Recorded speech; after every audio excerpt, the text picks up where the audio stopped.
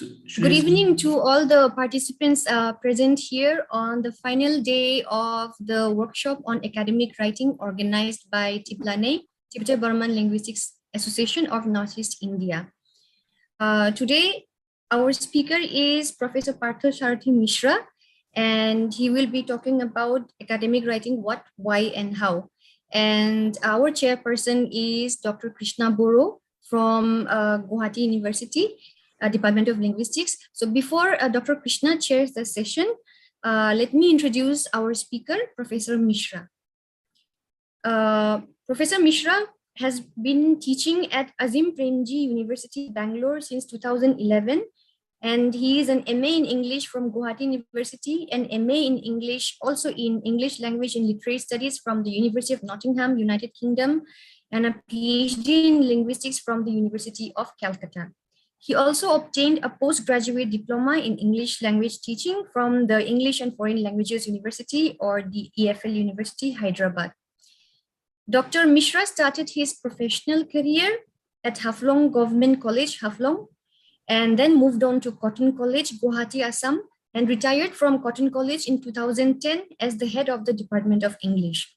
Along with his teaching assignment, Dr. Misra also worked as director, English Language Teaching Institute, Assam. Professor Misra, sir, also has attended a number of national and international conferences in India, Indonesia, and United Kingdom, and has a number of papers also published to his credit. At the IATFL conference held at Liverpool, UK in 2013, he has presented a research paper entitled The University Writing Center and Academic Writing in English. And he's also a specialist in pedagogy and academics. So I would like to request our chairperson, Dr. Krishna, to kindly chair the session and announce it open. Thank you. Thank you, Monali, and good evening, everyone. So today we have 1 hour for the talk and 20 minutes for discussion. So I'd like to invite Mr. Sir to kindly give his talk. Thank you, Monali and Krishna Boro, for welcoming me, and thanks to the organization, to our society, for giving me this opportunity of sharing my ideas and experience of writing academic English, how important it is. Today's topic is academic writing, what, why, and how.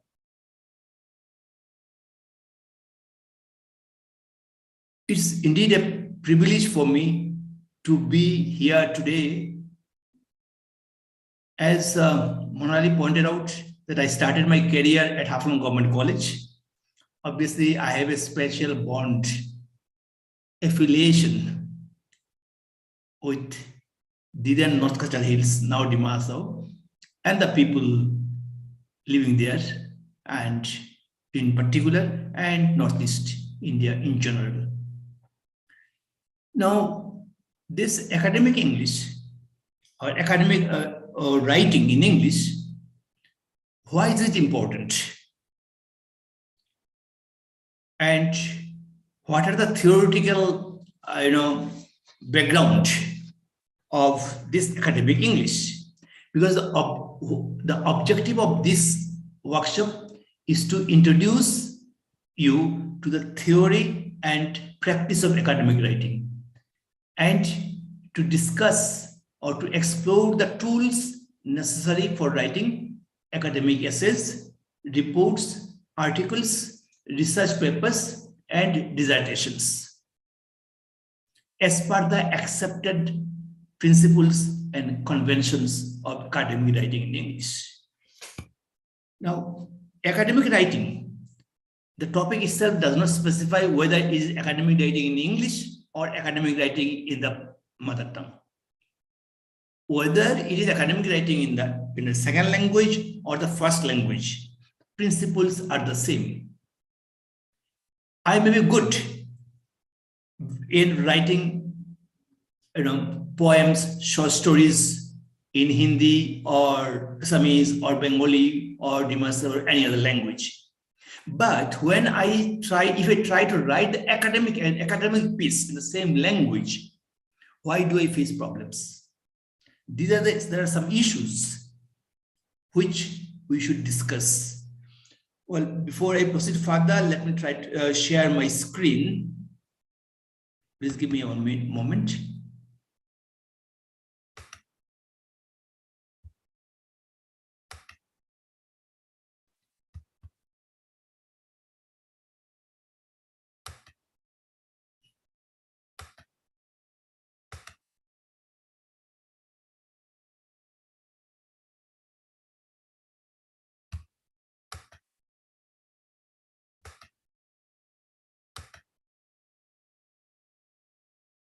Is it visible?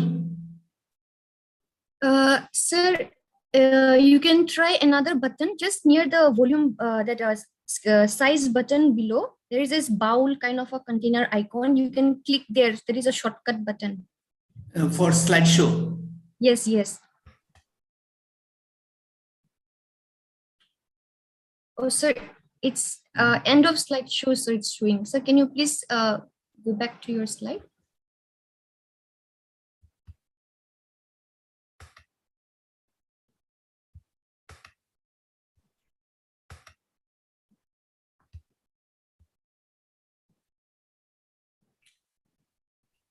Yes, sir, please click that icon. Yes,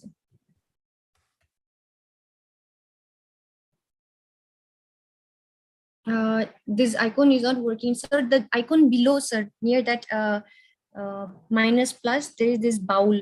Can you please click there, sir? Minus, yes, that bowl icon. Bowl. Yes, yes, that one. This slideshow, but I clicked it earlier. No, if I take the news. Okay. In that case, sir, would you like me to share it?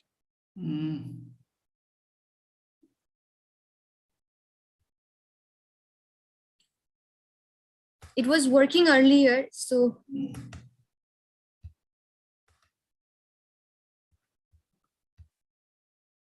Then actually it should slideshow. This should be fine, I think, Monali. Huh? It's still visible. Okay. You can read. This should be fine.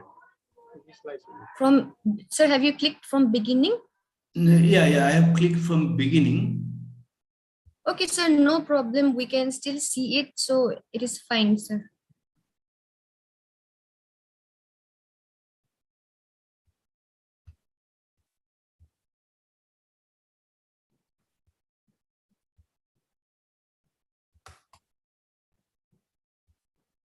So you can begin, no problem, sir.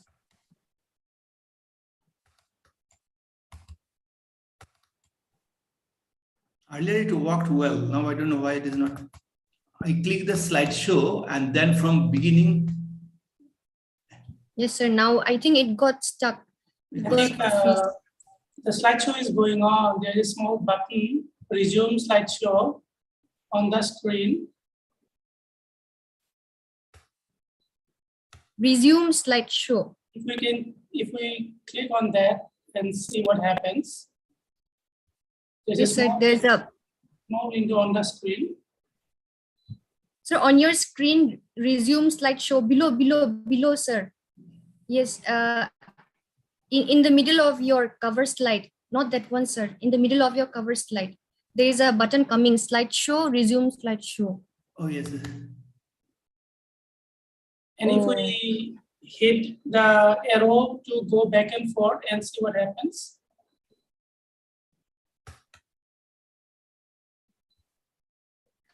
May I share the PPT for you, sir? Can I just see if it's coming in full screen? Okay then.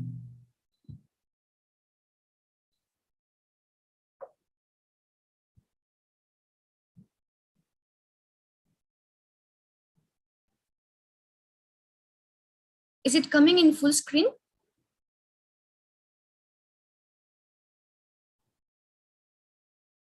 Is it coming in full screen? No, not yet. Not yet. Okay. Then I have to do Google presentation.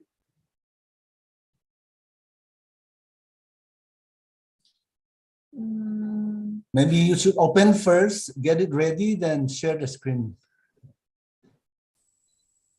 Yes.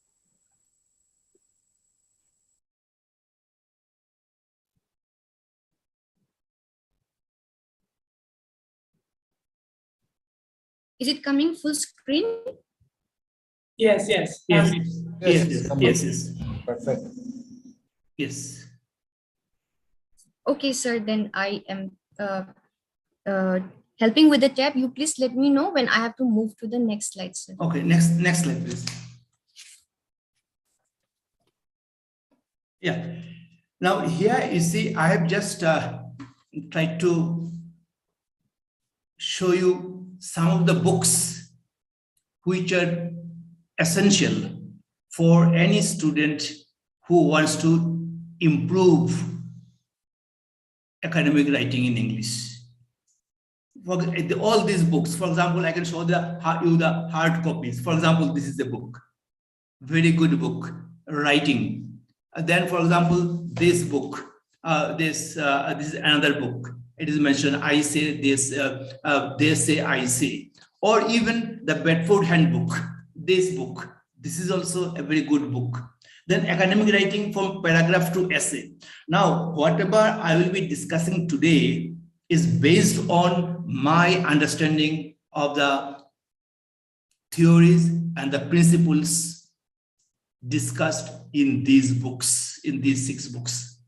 There is nothing new from my side. Already there are a number of standard books available in the market. And in order to present my point of view or substantiate my point of view, I had to depend on a number of books. And therefore, before going ahead with the presentation, I think I should acknowledge my indebtedness to the authors of these books. Can you go next? Next slide, please.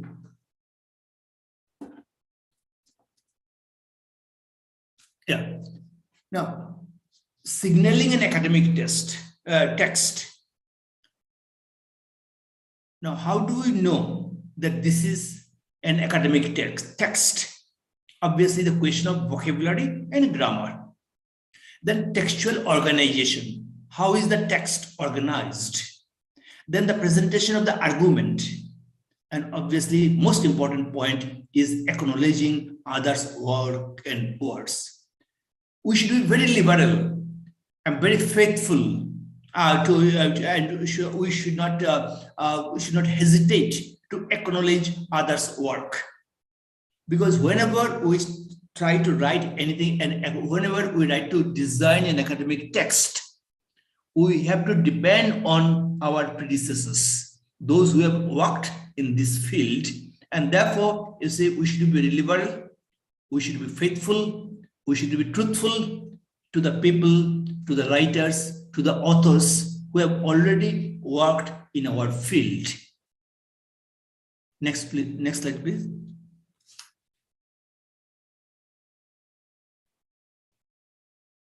Yeah. This is a long text. Now, as it is a workshop, if it were a face-to-face workshop, I would have asked a participant to read it. Will anybody read? Can anybody read it? Only then I'll be sure that it is visible also. Anyone who will volunteer to read it.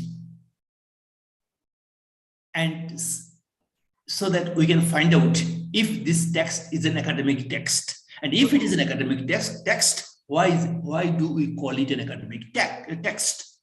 Anyone would volunteer? Okay, I volunteer for you, sir. Thank you very much. Okay. A stylistic approach to genre-specific text sharpened the language sensitivity of the students and made them aware of the intermingling of what was said and how it was said. With many students structuring their ideas in writing was more problematic than structuring their paragraphs. And it was often noticed that the lack of linearity in processing the thought content affected the processing of the writing output. The most challenging task faced by students coming to the writing center was the challenge of cohesion, semantic as well as linguistics. Often, there was a mismatch between the coherence of thought and the coherence of language. Again, even when some students were competent enough to develop an argument in English orally, they were confused. They were confused Do do so. so in writing. Yeah. Proficiency in speaking in academic English do not guarantee proficiency in academic writing, as they were not familiar with conventions of academic writing. They needed monitoring and scaffolding, and the University Writing Center provided the much needed mentoring and scaffolding. Okay, Yeah. that's it. Thank you. Yeah, thank you. Do you think it is written in an academic, in a style of academic writing? To my mind, it is structured in the fashion of academic writing. Why do you think? Why do you think so?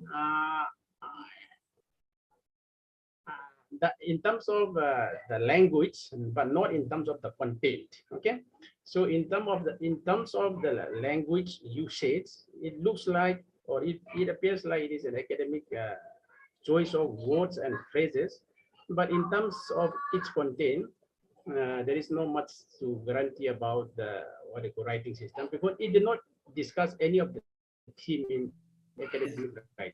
So there should be a theme. Suppose if I'm writing on Himalayas as an academic paper, there should be a theme. There is no much theme here. Yeah. Yeah. Thank you. Any other view?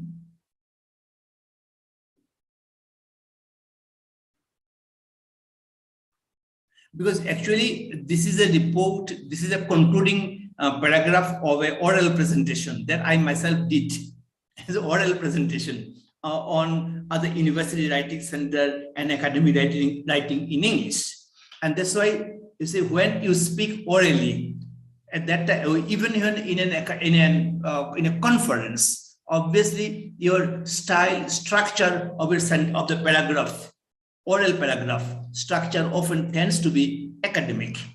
Now, the point that I want to want to emphasize here, that very often we think that academic writing is about vocabulary, sentence structure, quotation marks, sources, like that. But my experience with the students who used to come to our writing center in the university and who needed our help is that many of them were struggling in structuring their ideas. Because you see, there are two aspects. One is the cognitive aspect, other is the linguistic aspect. And there is a correlation between the cognitive aspects and the linguistic aspects. Because if you don't know how to structure your ideas, you don't know how to structure your paragraphs. This is another issue. And then again, there are students who are good in structuring their ideas, but not good in structuring their paragraphs. And there are some students who are not good, who are good neither in structuring their ideas nor in structuring their paragraphs. You get three types of students. Could I make my point clear? One type of students who are unable to structure their ideas. They go to the literature review, they have the data, they go to the data collection, they have all the materials, but they don't know how to structure the thought content.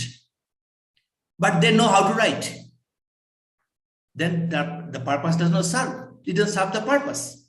Then again, there are students who know how to structure their ideas, but linguistically they are not well equipped in the second language, and that creates the problem. And there is another who are poor in both. Because there is the question of cohesion, both thematic as well as linguistic. And that's why the coherence of thought and coherence of language should go together. Those of us who come from the linguistic background and who come from who have a grammar orientation, we think that, well, if I teach them how to write academic sentence using academic vocabulary, the passive voice, the passive voice, the kind of structure that is used normally in a genre-specific text, they will do it. No, they can't, because they should be taught how to structure their ideas and only then they'll be able to structure them linguistically. And again, I have seen that some students can speak, develop their argument orally. You ask them, you give them some materials, say on any language, data you give them, and you ask them to speak on that language, that data which is collected after they come back from the field work. They will present it. But their proficiency in academic English does not guarantee their proficiency in academic writing. Because you see, speaking and writing, though they are related, even then in speaking, you know that you have enough scope for changing your voice, changing your sentence pattern. Now I'm talking to you. I can start a sentence from a particular, in a particular fashion, and then realizing the response of my listeners, addressees, I can change. But written language is formal. And because that kind of communication I can't change. I can't send a message to you and then say, no, wait, don't read it. I'm changing it. It is not possible. But when we interact orally, we do it. Nobody speaks the way in which a written language, a text is written. And therefore, what is important is the convention of academic writing, genre-specific convention. If you are writing in social science, then use a particular kind of text. If you write in, if you are a PhD scholar, a PhD student in physics, you use that kind of structure which is used in scientific writing. And therefore, first is that question of exposure.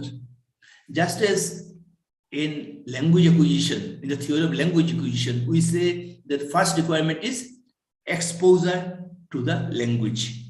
Input, that in order to learn a language or in order to acquire a language, we need comprehensible and compelling, I'm referring to aggression, compelling and comprehensible and compelling input.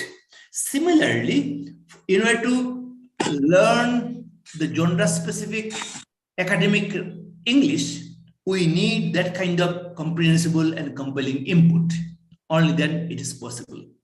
Unfortunately, our students don't get that kind of exposure. They come to the university, they have to write the term paper. Till the graduation, they never wrote anything of their own. Suppose the other day, while I was just preparing for this talk, and as you know, I'm now involved in teacher training at the school level also. I was looking at the Ncrd learning outcomes. I hope some of you may be familiar with Ncrd learning outcomes. If you look at the Ncrd learning outcomes for class 8 English, they have 27 learning outcomes. And one of the learning outcomes says, writes textbook reviews, review of the textbook. Imagine, a class 8 student is expected to write a review of a book review. But do we teach them? We don't. Because in order to write a review of the textbook, you need a particular kind of language, which is different from the kind of language that you use in other fields. And therefore, we can't blame the students. Once I tried to find out in how many universities you have this, writing centers. Well, the concept of writing center is not very popular in India, unlike the USA, where you have a writing center and undergraduate students will have to go, those who need the help of the writing center, they go there and improve their ability to write the term papers, dissertations, and writing and to explore academic writing. Okay, can we go for the next? Yeah. Yeah. What is academic in the following abstract or research paper? This is a research paper on translanguaging. Now, what is academic here?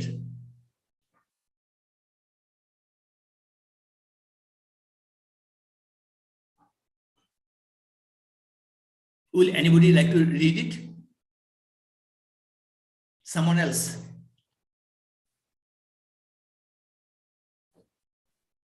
Sir, I will read it for you. Yeah, please. Okay.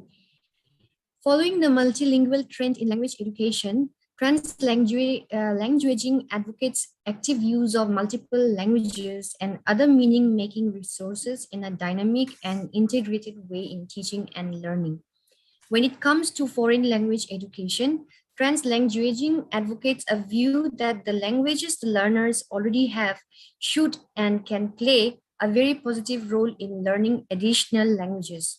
Moreover, the knowledge already acquired through the learner's first and or prior learned languages also plays an important role in foreign language medium education. This view is more than a pedagogic or theoretical perspective. It is a political stance, a decolonizing stance that this article explores. Yeah. I hope all of you agree that it is written in academic style. Yes, sir. It looks to me it is written in academic style. But you see, yeah, thank you. Then you say, can you look at that? You see, yeah, an argument is built up. An argument is built up. Now, now you say, look at these, some of the expressions that I have highlighted. Can you tell me why I highlighted? When it comes, moreover, this view. Any idea why I tried to highlight these words? Sir, I think these are, you have given argument sentence, additional argument sentence, and concluding sentence. Good, thank you very much. Yeah, you see, if our students can understand this thing, then the problem is solved, right? That this is the way in which you see that how it is the shift that is taking place. When it comes to foreign language, then additional, moreover, and ultimately the conclusion, this view. Now, this is the way in which, there is a progression. We talk of cohesion, coherence, connectiveness, all these things. But we don't teach the students that how to maintain it. Only when they read, just now I was referring to exposure to standard academic writing.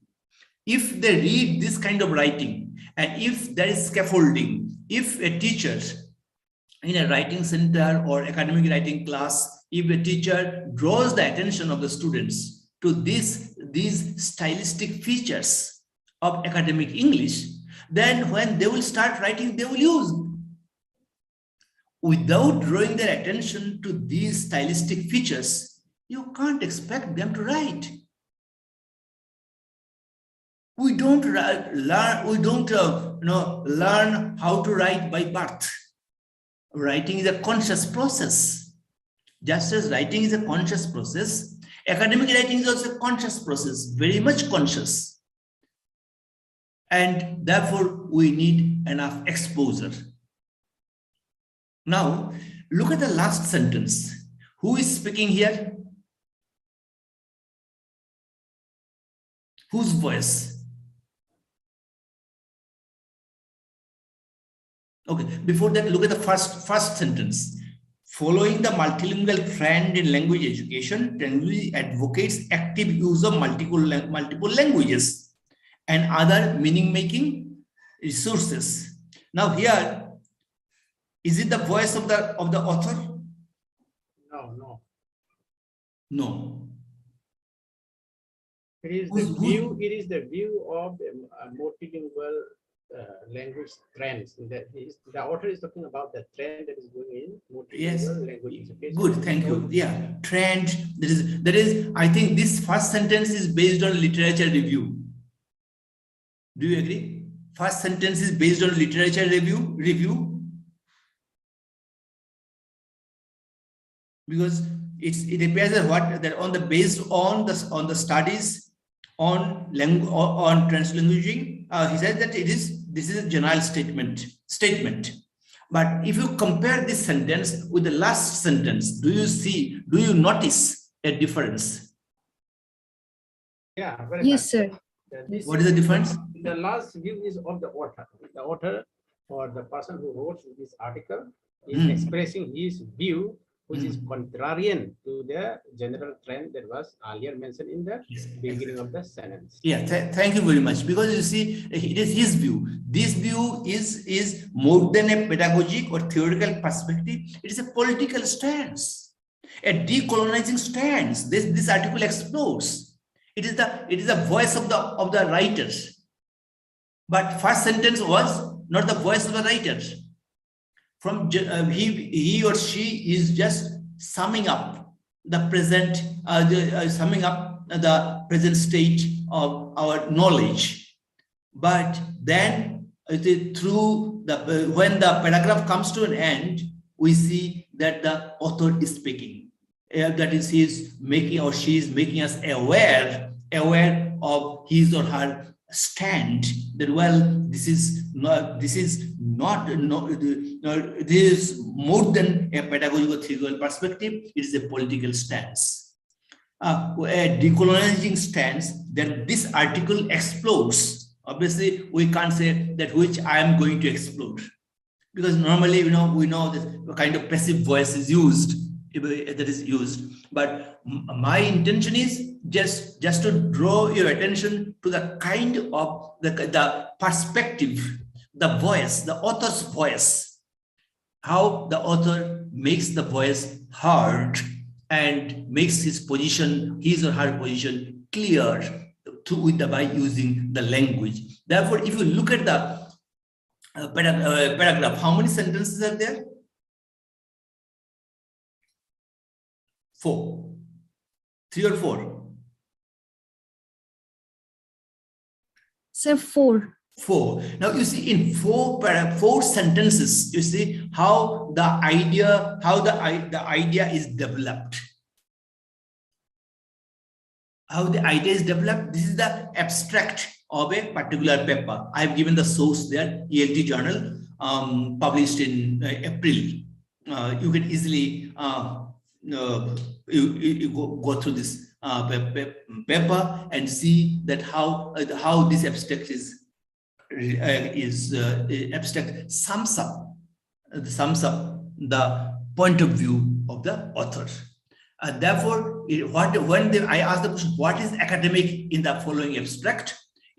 What is academic is that kind of not only the academic language, translanguaging, advocates, perspective, political stance, decolonizing these high-sounding words, but the thought content and the progression of the ideas and the way in which the writer develops his or her ideas. That is important. And therefore, in any academic writing course, we should teach our students how to develop their ideas and how to match it with language, the cognitive aspect and the linguistic aspect. Can you go for the next?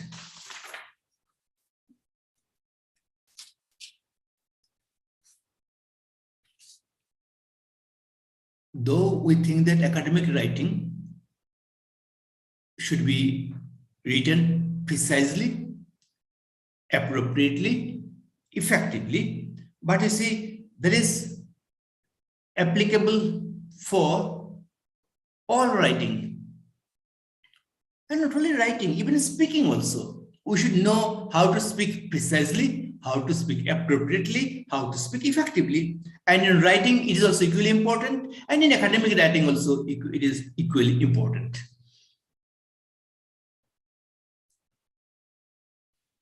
Now, you see, that's why I would like to just draw your attention to the kind of language sensitivity that a writer should develop.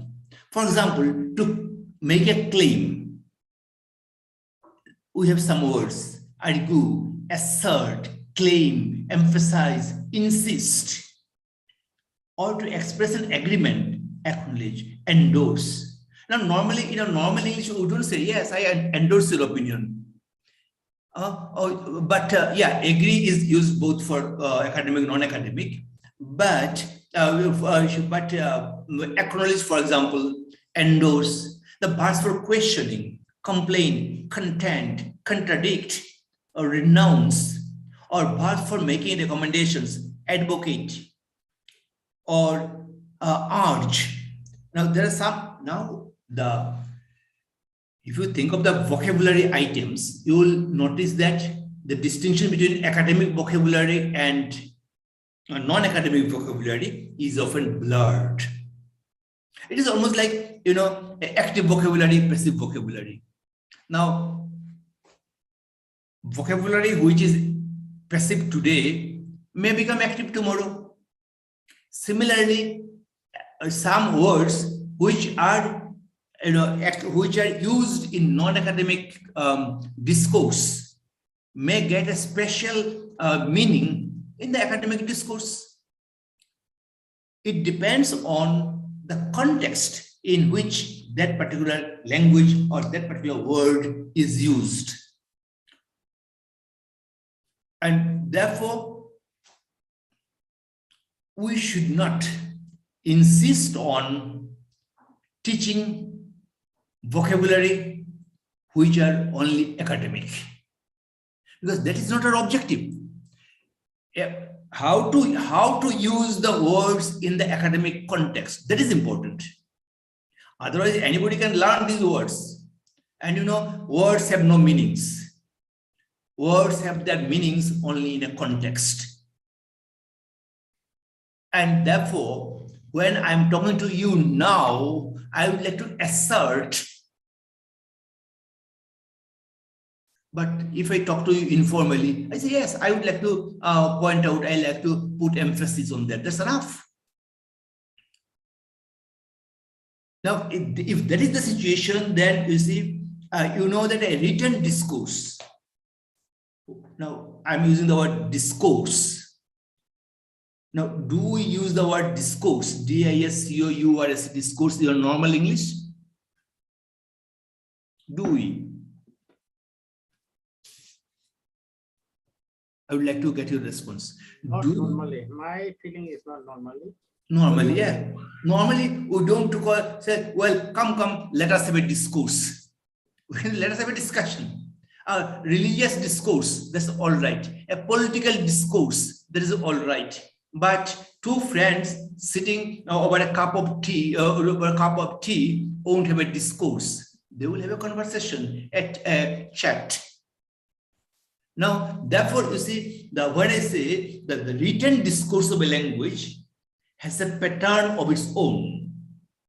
And if you are interested in making your written communication in a particular language effective and communicative, these two words are very important. It should be effective, it should be communicative. You must develop the appropriate vocabulary, syntax, and the genre-specific discourse pattern. Because writing, is not just putting some sentences here and there.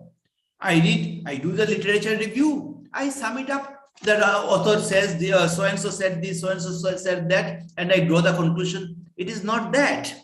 Because you see that writing is a creative art. Even academic writing is a creative art. Now, what do I mean by a creative art? Anyone? Academic writing or writing in general is a creative art.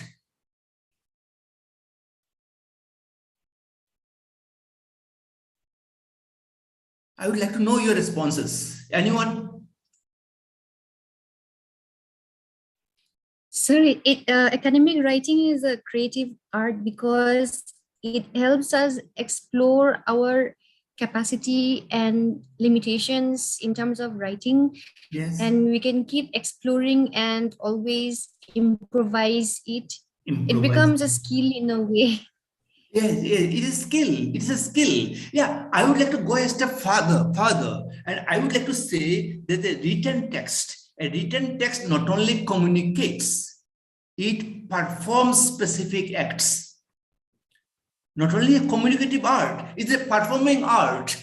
You know, performing art. Dancing is a performing art. Academic writing is also performing art. It is the writing which can bring revolution. It is a writing which can condition others' opinion. Every word counts, and therefore the academic writing not only informs, it also persuasive. Now, supposing you are working on endangered languages of the Northeast. You are working, and you have collected data from the United Nations list. You just have all the names you collect, how many people are there, and what happened during the last census, earliest, all these reports. And now you are not only documenting, you are doing more than that. You are persuading, you are communicating your ideas just to persuade the people, just to help the people to understand the gravity of the situation. Just because, you see, a writer is not just a photographer. I don't know whether I'm making a very revolutionary statement. A writer is not a photographer. A writer is a performing artist. You have to perform and specific acts, and you have to assert your convictions based on your academic writing. Therefore, herein comes the question of the question of different stylistic strategies on the part of the writers, where you are by using appropriate register, by using appropriate vocabulary, by using appropriate sentence structure, you are conveying a message. I think that I have read some PhD thesis. Sometimes I read a PhD thesis. I find that the author is very passionate in conveying the message, which is supported by evidence. We should do evidence-based research, because just preparing some graphs, just presenting them, and just to say, well, this and this and this is what happened, or this is what happened, is not enough. An academic writer has a social role. I don't know whether it is controversial or not, but I think any research work that does not serve the purpose of the society is meaningless. You can get a PhD degree, but how does it matter? You can write doctor before your name and can boast of it that, well, I am Dr. So-and-so. But what is your academic role? What is your social role?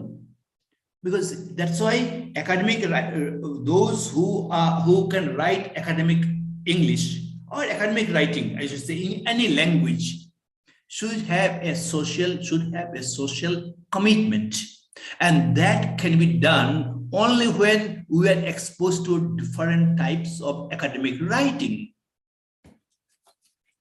Okay, can you go for that? For the next slide. Yeah. This is a simple definition. In any book, you get it. It is not my definition. The books that I showed you earlier in the beginning, from those books, I've used it. The academic writing is expository, which aims at demonstrating knowledge within an academic setting.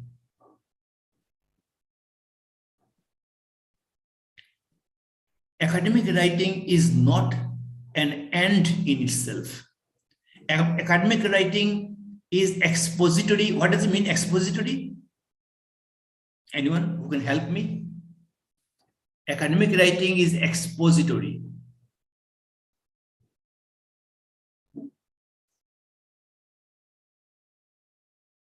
Simple. I'm asking a very simple question. What do you mean by expository writing?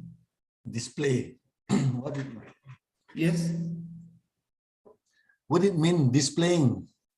Displaying.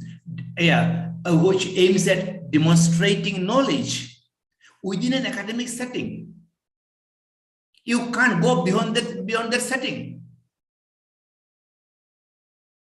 Because you see, the moment you start academic writing, you are a member of the academic community.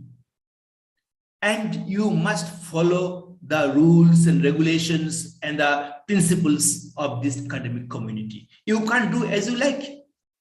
It is not go as you like it. It is a pattern and you should follow it.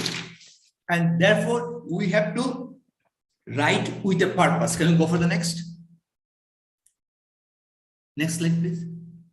Yeah, writing with a purpose. When academic writers write, they join a conversation. It is a conversation. It is not a one-way traffic.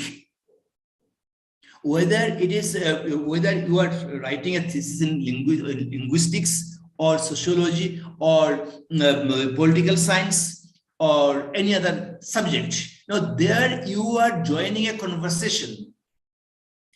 Academic writing, whatever you are writing, has a past and it is a future. You know, that's why do we do literature review? We do literature review because we try to connect with the past. In this field, what has been done? You are writing, for example, descriptive analysis of a particular language, an endangered language. Now, in that case, you are referring to other endangered languages, what kind of work has been done, what is happening there, how it is to, and like that. And then you have to bring in a new conversation. Yeah, please for the next. Yeah, now we need academic writing for different purposes.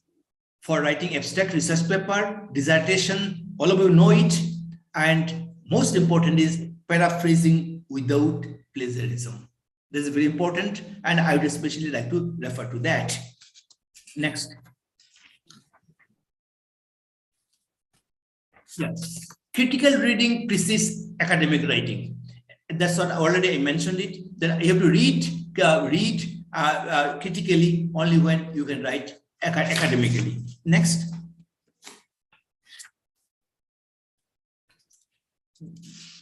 And that is also regarding critical reading. What is the author trying to say? What does the author mean here? Does the author explain it? Does this make sense with what the author told us earlier?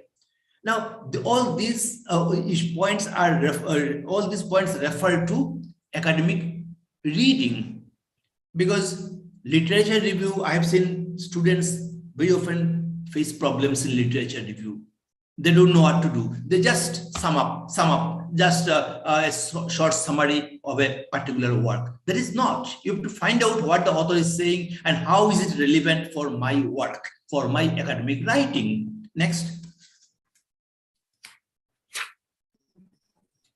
Next slide, please. Now, you see, earlier also, I think time won't allow us to do it. You see here, again, the question of structure. Look at, at least two words. It is, however, largely accepted. Then, in the next sentence, therefore, developing a sound perspective on language is crucial for all the stakeholders. Now, this is the way in which there is a progression in academic writing.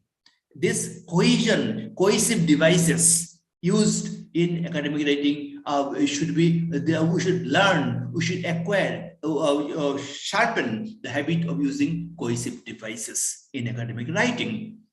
Next slide, please. Now, you see, this is a pretty good example. I could not resist the temptation of using this example. You see, how does the writer signal when he is asserting his own views and when she is summarizing those of someone else?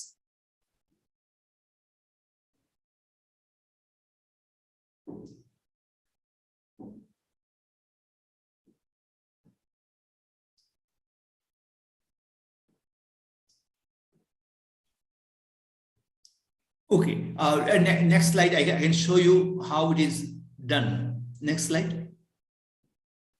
Yeah, you see, we are all middle class, so it would seem. Now I have used red color just to point out the voice markers. What I did earlier also, that how in one paragraph you find that the writer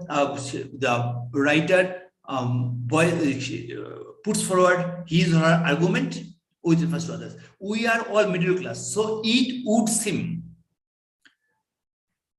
Or yes, you see, earlier I was referring to the progression, yet class divisions are real and arguably the most significant factor. Yet connects one yet makes the shift very clear. Now, these are all stylistic features of academic writing, and this can be acquired by anybody if he or she reads academic writing under someone's guidance. That you should point out that how there is a technique, or you may say there is a method in madness, quoting Shakespeare, that apparently it seems it is madness. What is that? You could write, but no, there is a system. There is a system of using vocabulary, structure, voice, and this question of cognitive level and cognitive aspects and linguistic aspects. Next slide, please. Yeah, that's why once again I repeat that the academic writing has cognitive component, linguistic component, and stylistic component. Now, stylistic component, you may say, comes under linguistic component, but I would like to make a distinction between the two also. Cognitive component is the kind of the thought process. Cognitively, it should be challenging. Cognitively, it should be demanding. If in your academic writing, the content is very ordinary, then it does not. Then it may affect your writing itself. That's why cognitively it should be very solid, and then a linguistic part, vocabulary, structure, cohesion, and like that. And stylistic component is who speaks what language to whom and when. Then the stylistic component means the particular style that is followed in a particular genre. And that's why what is communicated and how it is communicated are equally important in a written discourse of any language, not only English, even in a mother tongue also. If you write, then what you are saying and what you are writing and how you are writing, both the things are equally important. Next, please. And already at this point, I have already discussed coherence of thought and coherence of language. In the first slide, I think, first or second slide, I mentioned it. That's why we have to think that both the things should go hand in hand. Yeah, next, please. And literature review, already I have discussed. That is, I think that is not necessary. We can go very quickly, go to the next slide. Yeah, it is about the writing with sources, different types of sources. This is known to you, types of sources, locating sources, taking notes from sources, avoiding plagiarism. That is important. I think that is the most important part. Yeah, next, please. Yeah.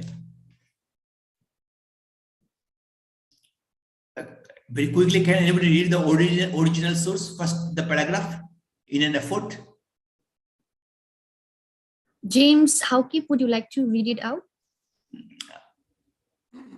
I have the best, worst voice. Anyhow, you mean the first paragraph?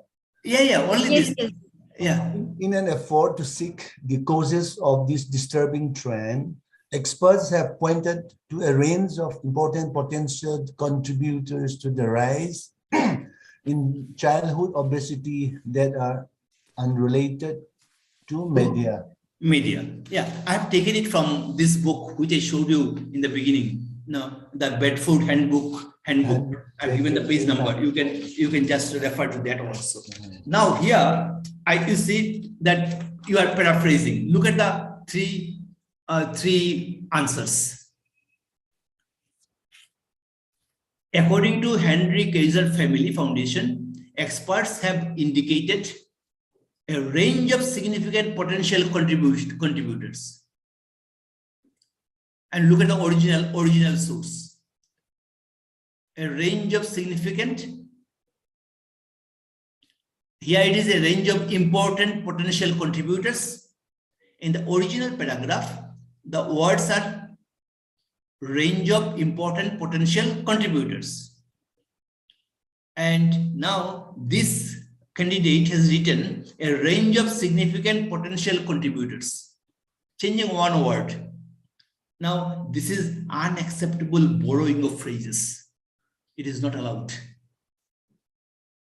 Many of our students don't take it very lightly, but you can't do that.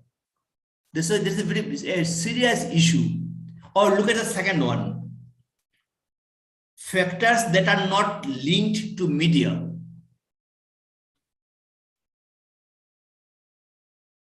In the original paragraph, it is that are unrelated to media. Unrelated to media. And now this candidate has written factors that are not related to media. This is unacceptable borrowing of structure. And the ideal answer, according to this book in this Bedford Handbook, is that a report by the Henry Kaiser Family Foundation described causes other than media for the childhood obesity crisis. You see, it is nothing is borrowed directly. That's why the best way of avoiding the danger of plagiarizing is that you read the text, close the book. I always ask the students that after reading, you just don't keep it open. Close the book. And whatever you have understood, write it in your own language. Otherwise, there is always the temptation is that you have the original source before you, and you have the possibility that you just get influenced by it.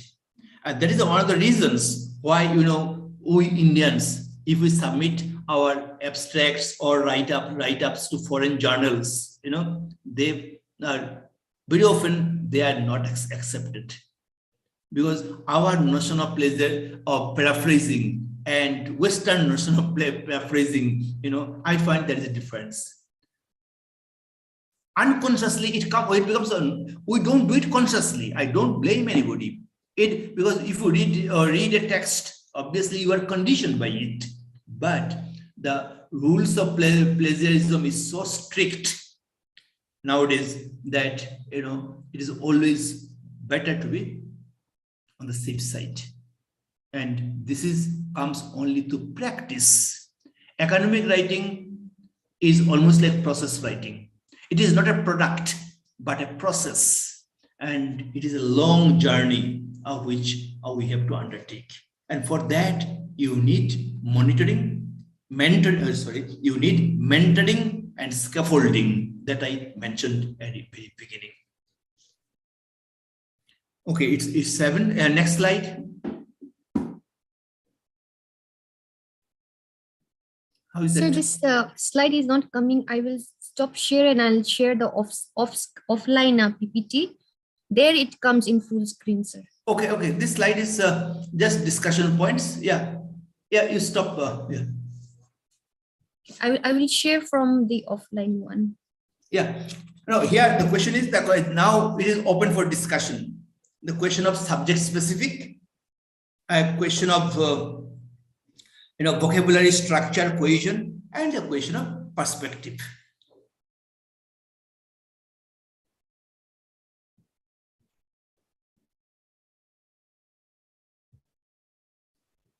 Yeah, thank you all.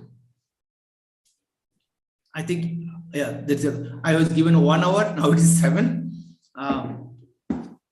Thank you, sir. Thank you very much for this very enlightening talk. I have personally learned a lot. A lot of these issues have, come up in our career as we, guide students, look at their papers, look at their dissertations. And it is true, we are also kind of feel helpless that most of our time is, goes to teaching, but very little time for actually this very important aspect of education, which is kind of neglected. Thank you for your talk, and I feel that most of things resonate with my experience.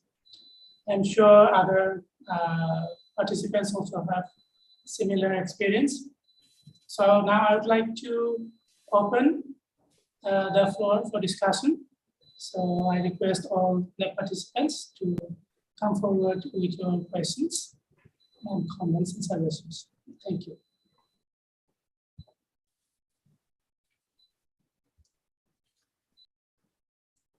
Participants, please unmute yourself and you can ask questions or share your feedback.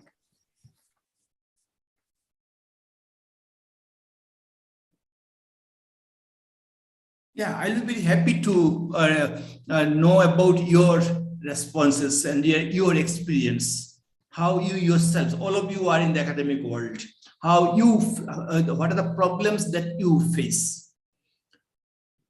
Because all of you, I think, have to write in English. And English, at least, I don't know how many participants have English is at least, it's not my mother tongue. And it is not the mother tongue of many of you. And now writing in the mother tongue and writing in English, do you find any difference? And the way in which, you suffered. I'm sure those of you who worked for your MPhil or PhD, you suffered a lot. I know the sufferings. You write one chapter and go to your guide and guide says, what have you written? Change it. And your, say, 3 months labor is gone. I also went through these phases. The suffering of a research scholar is almost like the birth pang, the sufferings, the pain that the mother feels. But there is a pleasure in it also.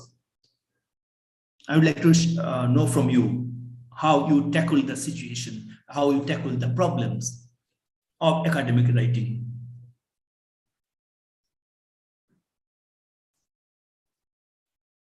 There is a comment in the chat box. Yeah, every word counts. Yes, every word counts. But don't count your words.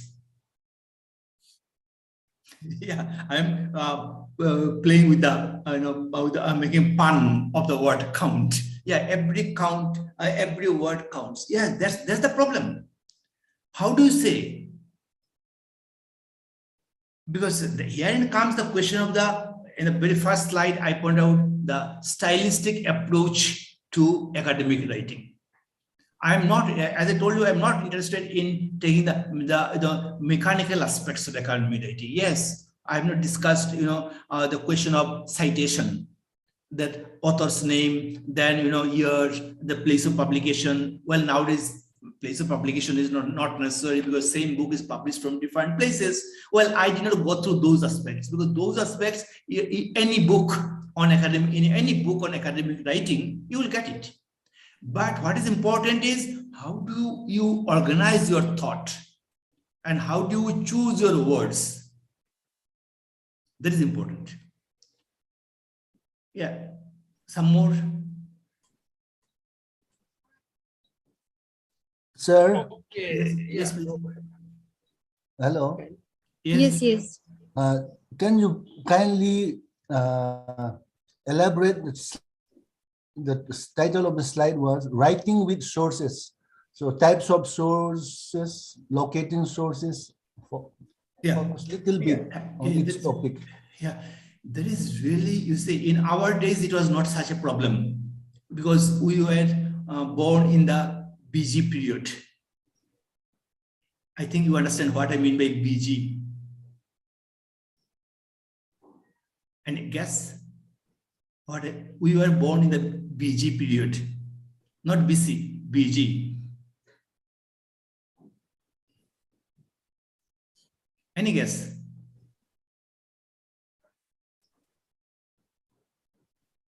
It is not BC and AD, it is BG and AG.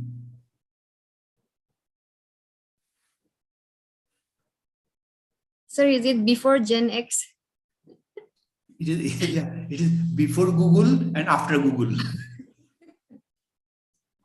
Right, because it changed our lives. Google has changed our lives. That's why I said, because when I did my PhD, there was no Google. That's why I had to go to the university library, spend days and days after days, months after months, searching for books, preparing the list like that. Now you see, the click of the mouse, you get so many books. Now academic writing in English, how many books do you need? I showed you only 3 books. I have in my library, I have 7 books, but in the college, in the university library, I think we have about 20 books on this, but you can buy more books also. And if you go to the net, you are really confused. Therefore, first thing is that the writing with source means that you select your topic, then you go for the Google search, and herein comes the importance of a good guide, a guide who can help you. Otherwise, for a beginner, it is really confusing. And all books are not of equal standard, confusing. And therefore, to search, don't depend on the Google blindly. And please don't ignore your guide. Some people say, well, why should I depend on my guide? I have the Google. Google is good. Google is risky also. Because it is very difficult. You don't know. Because now you say, and moreover, even guides are also very dangerous. Because the problem is that, for example, I was referring to the role of the academic writer as a social activist. Now, you see, that is another stand. Because nowadays, whatever I read, whatever I write, I think that it should have a social meaning, social implication. That is another kind of orientation. Some people say that art for art's sake. But nowadays we are but as a social being, we have a role. Now, therefore, the source, while deciding the source, be very careful, because many writers have hidden agenda. Now, you are an academician, I am an academician, and that's why our pursuit is academic pursuit. We don't have any other ulterior motive in writing in the academic world.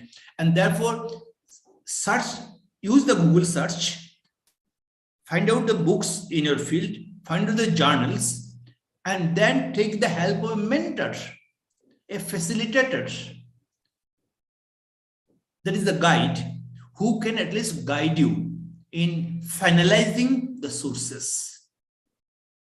And therefore, another point is important that you read the book. Best way is you have a book. Normally, all of you do it. You have a book and just look at the back of the book. You find out about about the small book review, and you decide whether that is relevant to you or not.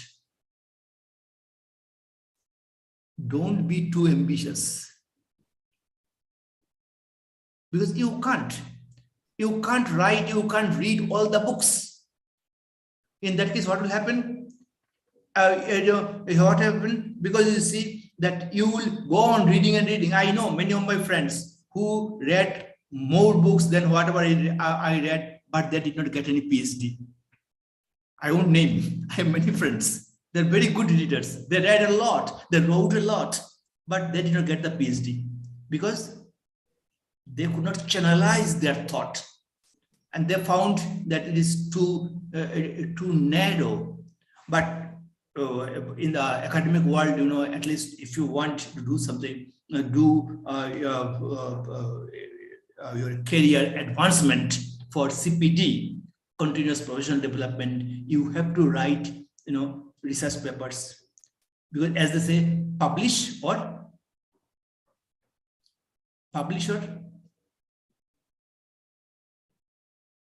perish. Yes, a professor has two options, either to publish or to perish. And in order to save yourself from being perished, you need academic writing. And that's why I'm happy that you have selected such a topic, which is essential for our survival. You should do it. And therefore, you say, write as you think, write to convey your ideas, not someone else's ideas. That will be plagiarism. Can I ask you a question, Professor? Yes, please. Okay, comment plus a question. Comment plus question. Yes. So on the comment part, your talk is very enlightening for the group, for our Tibeto-Burman group of Northeast India, and you have encapsulated all the. No, you see, because I understand that, as you are As researcher, yes, as teachers and as researcher, we often face, and which you have rightly pointed out, is what you call the literary review. So either a research work is very poor in literary review, or they have read so much of the literary review but confused with their own findings. So a literary review is not enough unless you can bring in some new thoughts into those. Yes, you see. Yeah, this is a serious problem, very important issue. Thank you for pointing it out. I share and I have full empathy for that. In literature review, you read a book. You read the book, you finish the book today, leave the book aside for at least for one day. And then best thing is that discuss the content and the ideas expressed in the book, either with your guide, if guide is available, or with your friend. Peer review. And only then you see that you will be in a position to internalize the ideas. Problem is that, our research scholars, they work in isolation. That happens in Indian universities. In UK, I have not seen it. There you see, it is more collaborative. In 1 year, I studied more books in 1 year than all the books that I read in my life. And you see, we learned more in the library than in the classroom. And you see, we had regular seminars amongst ourselves, not professors, only the students in the literary club. And there you see, you discuss that, well, I have read it, but I don't like it. And we debate and we try to find out. Only then you can internalize. Our problem is that, our research scholars don't internalize the content of the book that they read. You read a book on social linguistics. Okay. I can just mention this book where it's contrastive rhetoric. Actually, I thought of discussing it. Contrastive rhetoric. That the writers in the native language write the same way in which writers in the foreign language or second language. Now, this is a topic. You read some books, then please discuss it with your colleagues. And only when you discuss it, only then you internalize it. You realize that you can channelize your thought, and then you write it down. Otherwise, what happens is that you are confused and you just make a summary. Nobody is interested in reading the summary. In literature, for example, you are working on academic writing. Supposing you are doing a PhD in academic writing, then you sum up from this book by Leonson Hisley also writing, or you write from other book. If you summarize it, I know the summary. As a guide, why should I be interested? You just write a summary of the book. You write a summary of another book. As a guide or an examiner, I know it. But if I find that you have read the book and you have drawn some conclusions from the book, and you have tried to assimilate the content of the book with your own ideas, then I will realize, oh, he or she has some originality, have internalized it. That is the problem. That's why the fault is not with the research scholar. Fault is in our system. The guide just tells the research scholar, read these books and come with a chapter on literature review. Poor chap has no other alternative, just writes, in this book you find this, in this book there is no connection, nothing of the sort, and there is no purpose. Please tell them that whatever you write with a purpose, write with a mission. You have something to say. Now, when I wanted to present this talk, I was asking myself that what will be my message. My message is that academic writing is a performing art. It has its own vocabulary, own structure, its voice, its own structure, its own voice, it is its own direction, and it should be useful to the society. And that's why I try to design my talk on these points. Though time did not allow me, I could not do justice to that. But actually, I must have designed a structure. You can't build a building without the, what is called for constructive building, what do you need? What do you do for constructive building? For constructing a building, what is the first step? All of you have constructed buildings, I'm sure. What is the first step? Design. You have to design. You should know well that this is the building, this is my house will be there. You go to an architect.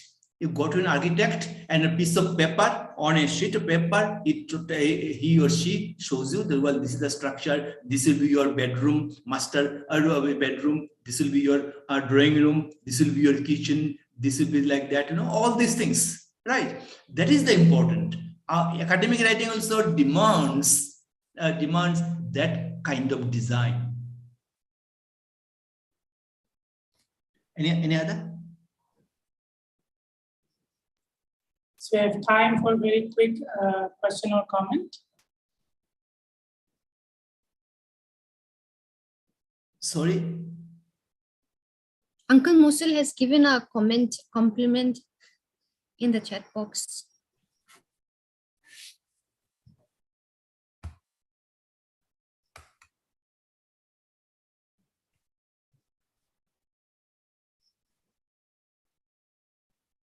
Okay, thank you. Performing artist. Yeah, performing art. Yeah, that's why whenever you next time you write, you think yourself as an artist. Because you have, as a researcher, you have a message to convey to the world, to give to the academic community. And that's why I said that when we write, we enter into a conversation. Writing is not a one-way traffic. There is another aspect. Many often people think that speaking is an interactive. Writing is also interactive. When I write, I know that some people someday may read it. While I speak, okay, it is the addressee is present. In writing, the addressee, the addressee to whom I am addressing may not be present, but someday, somewhere, somebody may read it. That's why it is a two-way traffic.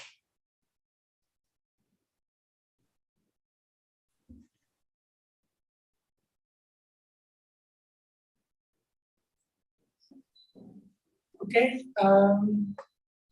Any quick questions or comments?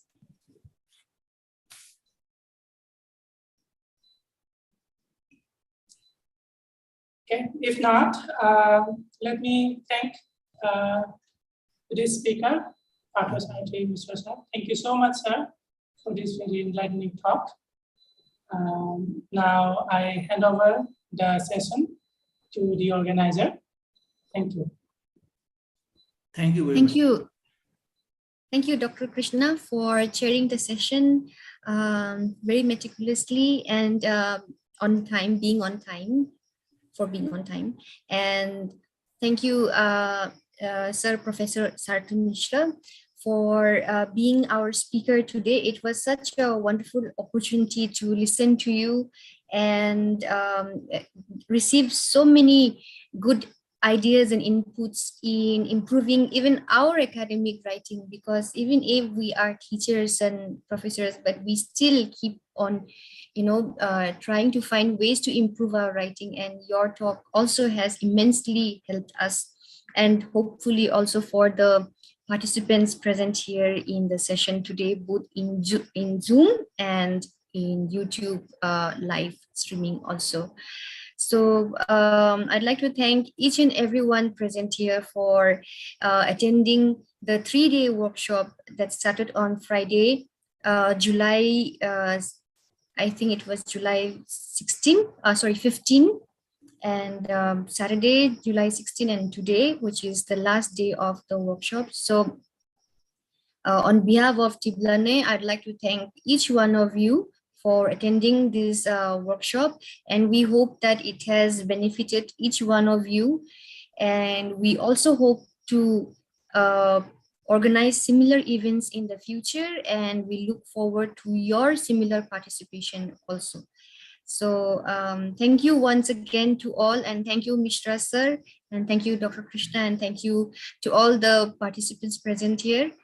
And special thanks also to our active participants, Dr. Pautang Haukip and Dr. James Haukip, and also to Uncle Mosel today, and to all of you in YouTube also. So thank you, good evening, and good night. Thank you all. Thank you very much. Thank you. Bye-bye. Thank you so much. Bye-bye. Bye-bye. All the best. Bye-bye. Thank you. Good night. Before we leave, we can take one group photo. So maybe all of you can turn your cameras on. Okay. Okay. Yes, I was almost missing on that. Okay. Please turn your cameras on, since this is the last day of the workshop. Heminlal Samir, Lireni, Ngai Nating, Daimai, Helen, Tukuvelu, Temsutola, and Galaxy M30 also. Please turn your cameras on. Nice to see you all, though online, but it's really nice to see you all.